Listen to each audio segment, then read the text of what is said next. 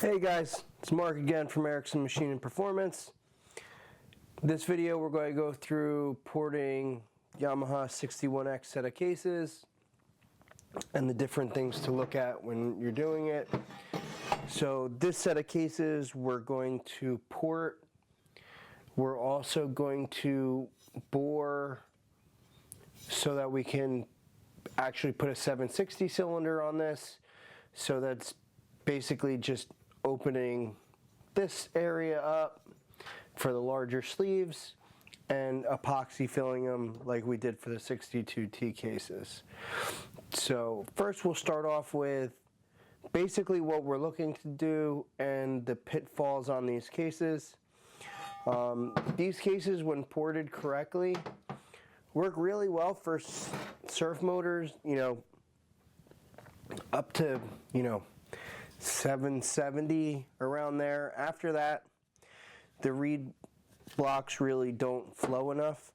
The big downfall to this engine is how small the reed cages are.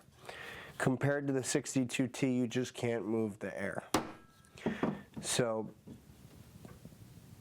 going much larger than, a little over 760, it's not really a net gain. So, here we go. When you fit the reed cage and intake in, let me zoom in a little bit here. There we go. So you can see, there come, let's zoom out a little bit. Alright, so the air comes in the carburetor, comes in. So here we go. Motor's coming around. At this point it's sucking in. Alright? So the air's got to come up and follow the piston. So it's making this tight bend and up. Now the reed valve closes and we're now compressing the mixture inside. We're coming down, it's compressed, of course the cylinder just fired, the exhaust is now leaving, and now we go into where the intake port's open and we then repeat. So one of the major pinch points in these is right here. So what I do is on the cage, I either get reeds that don't have the reed stop, or I just cut the reed stop off. And then we're basically going to remove a large section of this and then finger port into the cylinder. So the way that is done, now with that off, we can remove this sleeve so you can see the intake. So basically we'll grind this area out right here.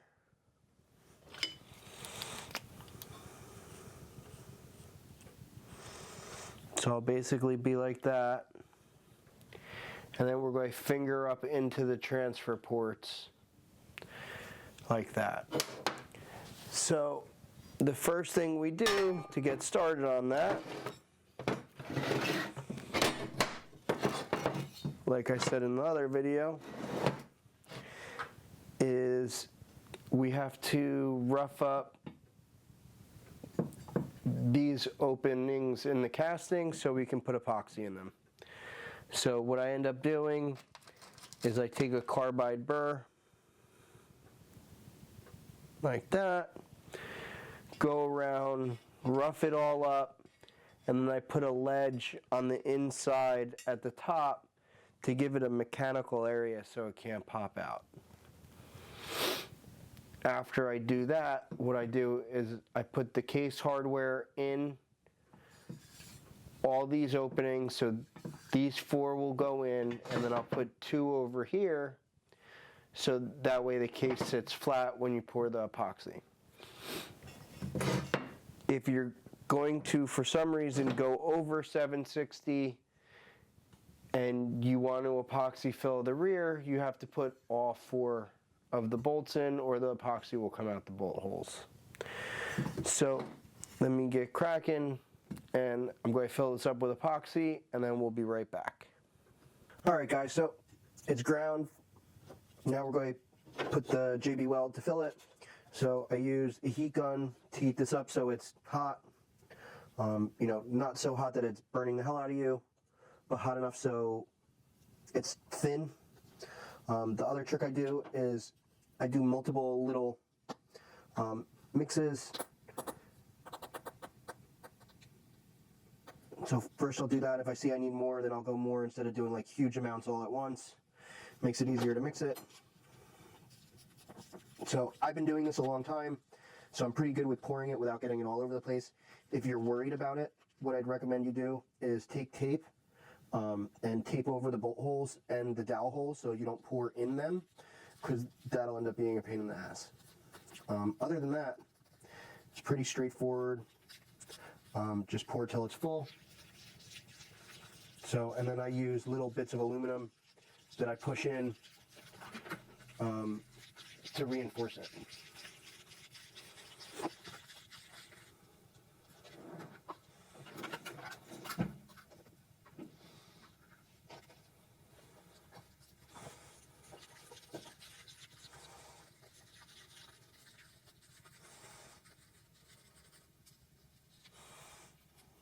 Alrighty.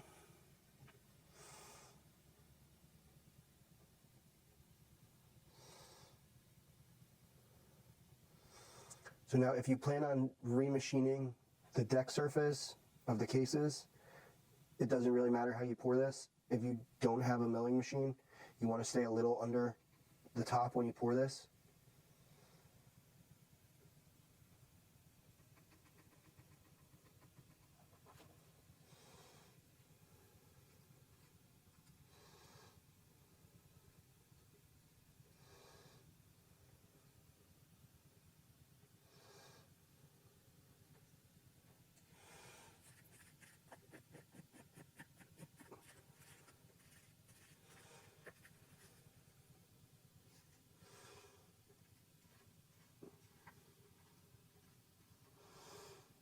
Let it pour on in.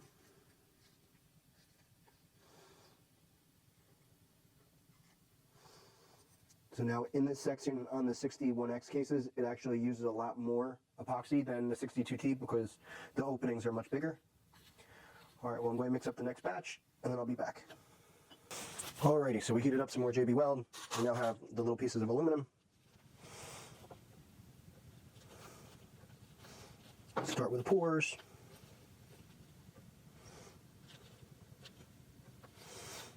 There we go, first one. Mix it up real good. We're just going to pour right on top of the last.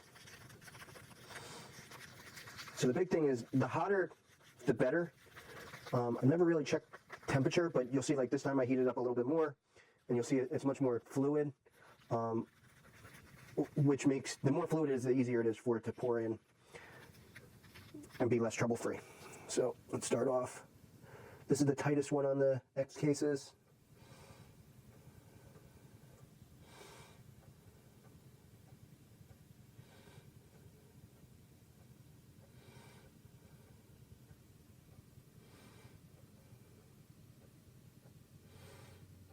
Alrighty. Go over to the next.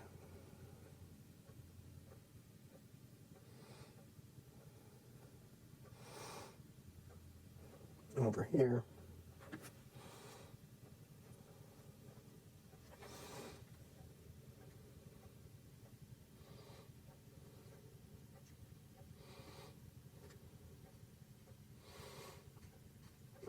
Go.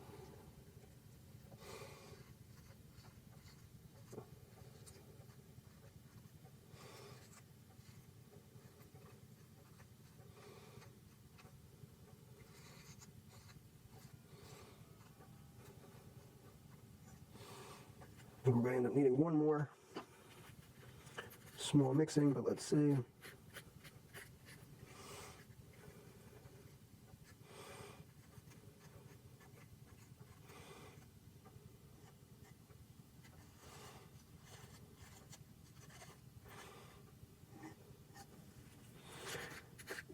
a small one, looks like.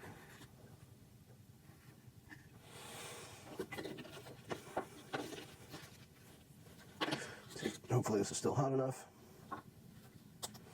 which it is.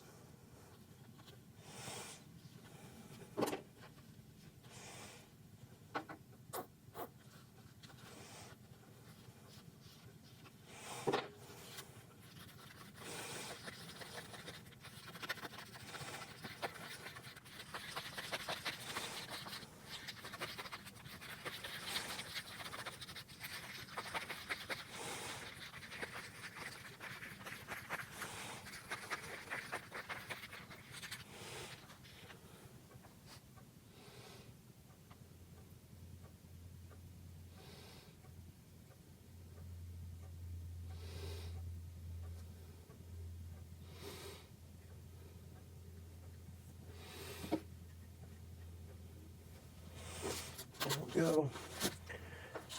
And now I just put this aluminum in, and it's basically like rebar.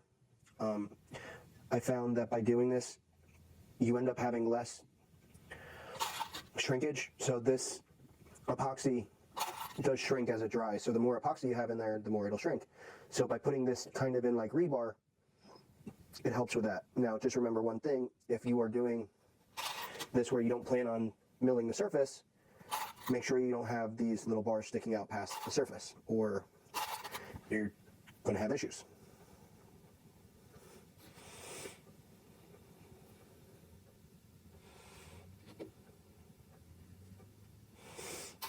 So as you're pushing them in, you might open up some air voids and notice that you have to fill more. So by putting these, I find that one, it shrinks a lot less, and two, it's just kind of like rebar. It gives you a little bit of structure inside of the epoxy. Some people mix grinding dust, which also works. I've done that with a bunch of like V8 performance engines that you port, where you want to make the port a little smaller than the factory. That also does work. I find that when you mix the metal shavings in this type of environment where you're trying to pour it into a void, it makes it very difficult to do, which is why I don't do it that way for this type of application. But I know some people do. Other people use like aluminum blocks that they just push into the epoxy, and then when they mill the surface afterwards, or they set it lower, also works. So, you know, it's kind of like the way you put a puzzle together. You know, you can take a 1,000-piece puzzle and put it together, you know, a million different ways. In the end, as long as the puzzle, you know, looks pretty, it was done right. So when building and modifying engines, I found over the years, it's not really black and white. There's a lot of gray, because people can do things many different ways, and nobody's way is necessarily wrong. Some perform better, some perform worse, but a lot of times all of them perform. So getting in the notion that, you know, that isn't the right way to do it, I learned years ago isn't necessarily the best way to look at stuff. But that's just me personally. Alrighty, so got the last couple, and then we will let this dry, and we will be back tomorrow.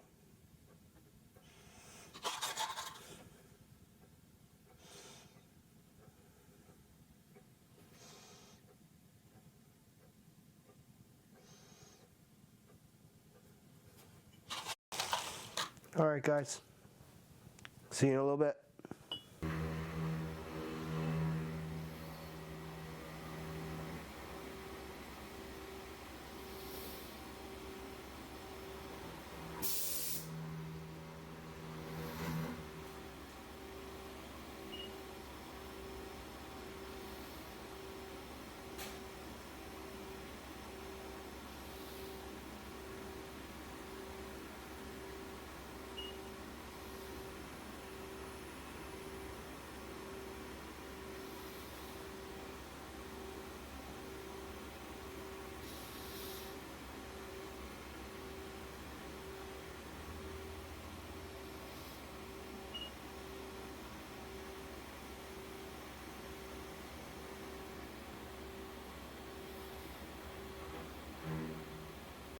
Alright guys, so they're epoxied.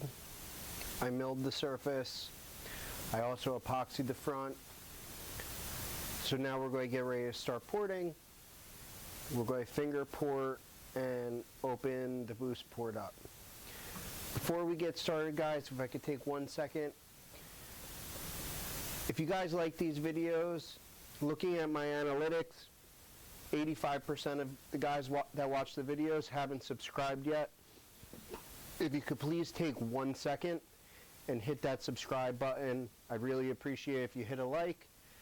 I've got a whole bunch of plans for this channel, including a dyno cell, a dunk tank with a load cell, a flow bench build, which will be any day now. So there's a whole bunch of cool content. To be able to afford to do all this stuff, this is all out of my pocket. I need your help with that stuff. So please subscribe to the channel. It'd be greatly appreciated. All right, let's get started. One cool thing I found, this I purchased. I'm not supported by them or anything. There's a company, RZ Masks. These things are great. It's a nice, comfortable mask that goes on your face, velcros in the back, like that. I can't really use it on this video because you're not going to hear me speak, but I've been doing this for, almost 20 years, and when I was younger, I never really thought about it. When I'd finish porting a motor or finish porting several motors and blow my nose and you'd see metal coming out and stuff like that, that stuff's going in your lungs. It's not really good for you.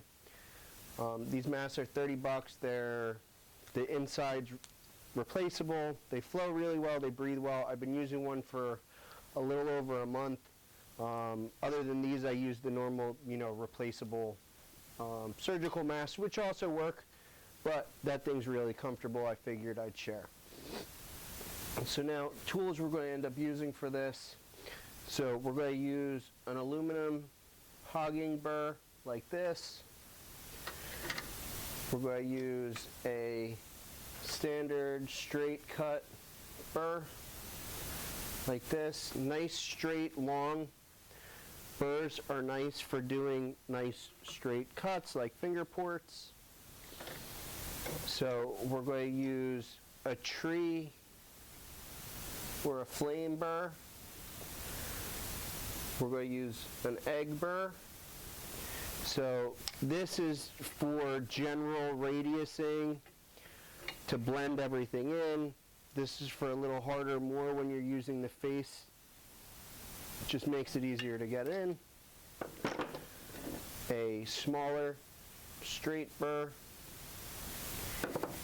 And then 2/8 another tree and an egg burr. So that's basically what we're going to end up using for doing this whole job. So let's get cracking on it and start hogging out some metal.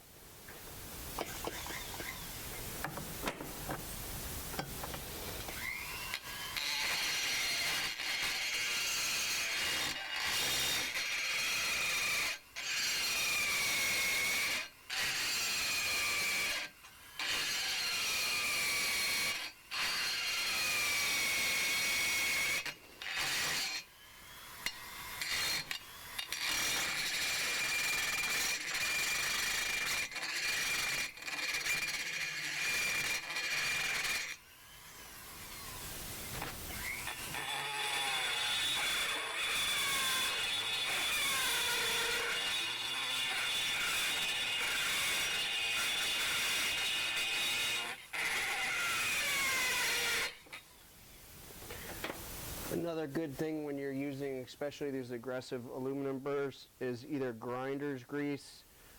This stuff actually, Eastwood, I've been using it for years. Eastwood sells it. It's pretty cheap. It works well. Just put a little dab. There's also this Cut Ease stick, which works really well, where you just load it up and go to town. It really makes the aluminum not stick in your burrs.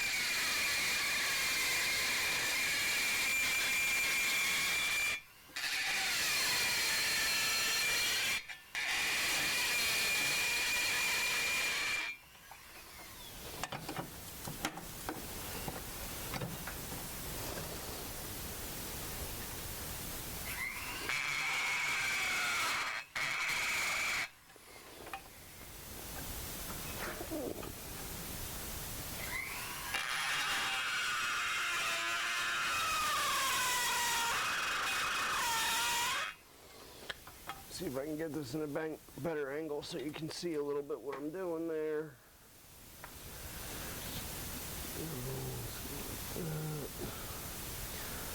Zoom in a little bit. There we go.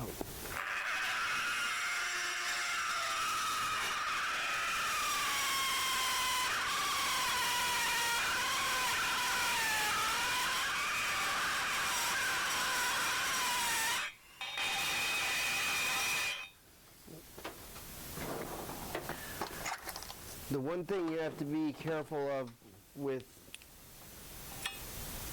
these aggressive aluminum burrs, they have a lot of bite, so they can end up walking. So sometimes you have to pay attention. Like this just ended up moving on me a little bit. You know, these boredom grinders are great, but you can't get the collet as tight as you can with, you know, a standard air die grinder that you could put 2 large wrenches on. So this type of die grinder you can get a lot tighter so the bit doesn't end up walking on you than one of these. But if I was using air tools, you wouldn't be able to hear anything I'm saying.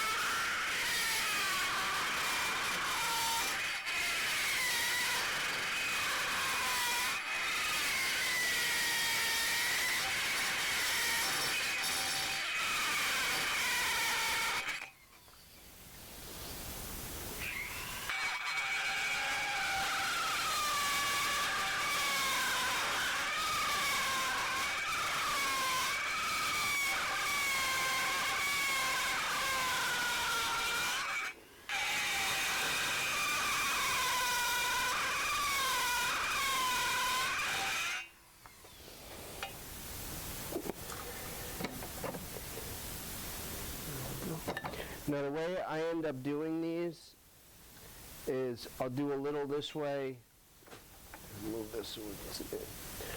I'll do a little this way, a little this way, a little this way, a little that way. It's what I found works best for me. You know, some people will just go all to town on the one side and then match it on the other. There's not really a right or wrong way, it's just what works best for you.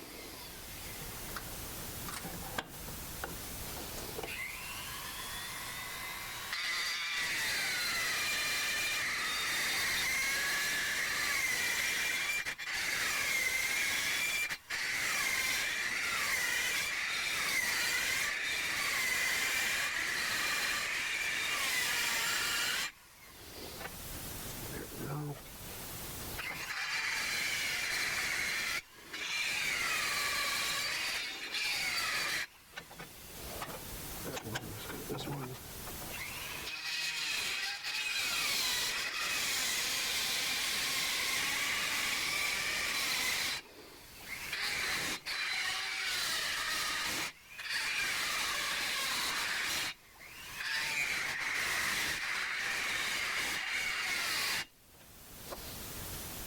little more grinder's grease in there. When the cutter's hot, you can just kind of stick it in and it just melts into it. And it really does make a huge difference when you're porting. You'll see when you don't use it, it'll start to bounce because little bits of aluminum will end up getting stuck in, which will cause it to kick, and then you put it in and it'll cut like butter.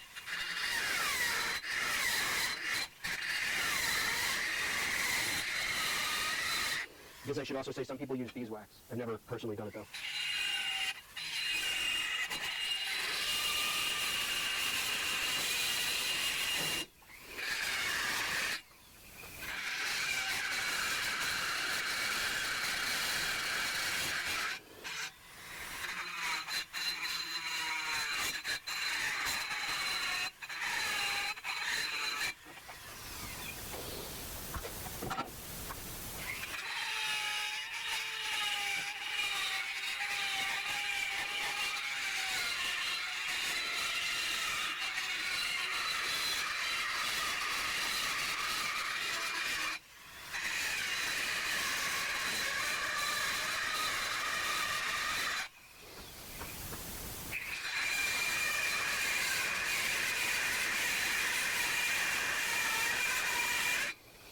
Alrighty, time to switch cutters. So first off, we're going to switch to the small, standard round burr.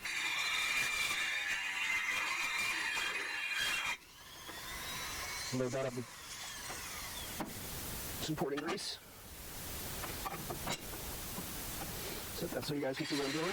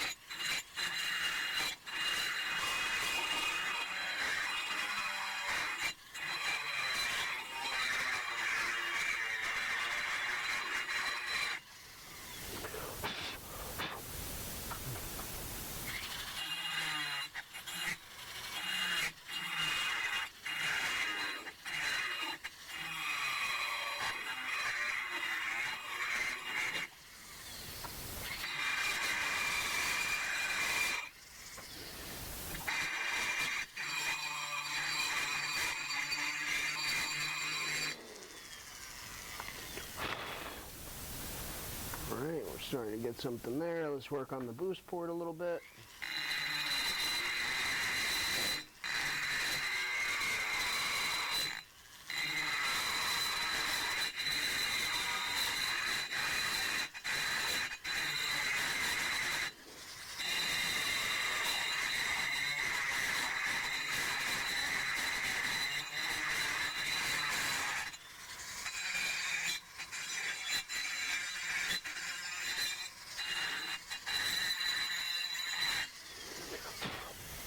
Go.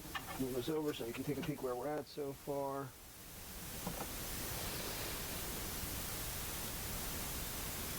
So if you look here, this is solid.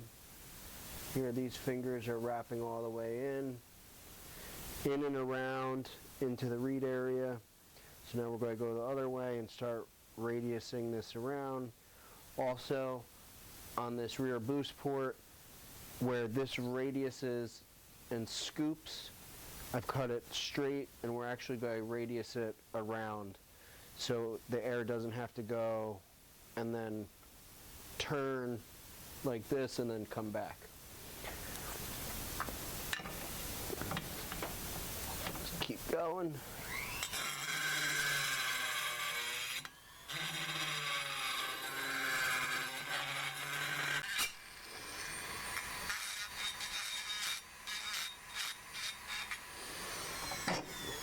Come from the back now.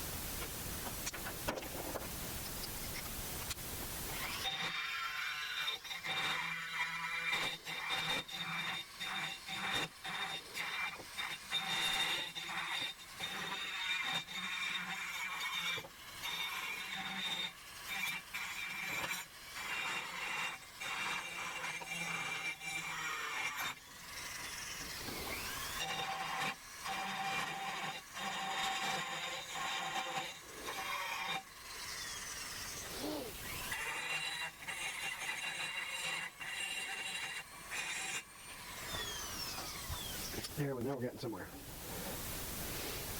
Alrighty, a little bit of texturing, and we're just about done with this one side.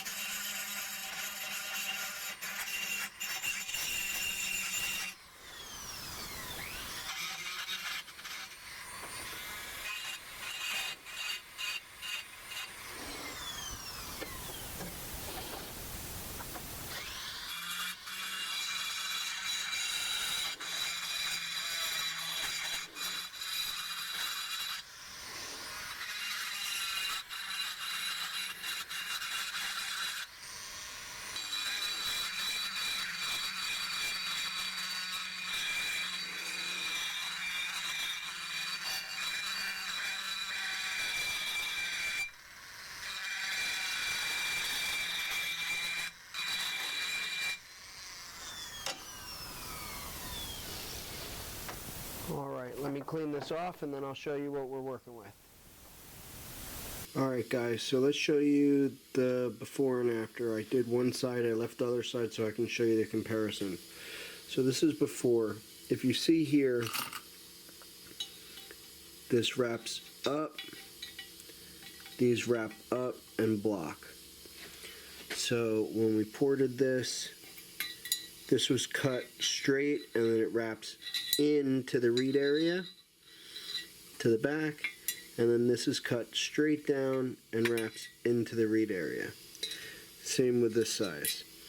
If you look over here, you can see where we broke through with epoxy. That's why you put the epoxy in the front of the case there. And we broke through here, which is no big deal. I'm just showing you why you end up epoxying these cases. So then when we look from this side, so this is the unported side, you can see it's just completely flat. Not all that much going on right there. Now you go to the ported side, you can actually see the finger ports. So the two finger ports going into the transfers, and then the one port for the boost port. So when you're porting these 61X cases, that's really what you're looking for. Going this route, you'll end up gaining a whole bunch of performance on it. So I hope you guys liked the video. Like I said before, please subscribe to the channel, and you guys have a good night. Catch you guys later.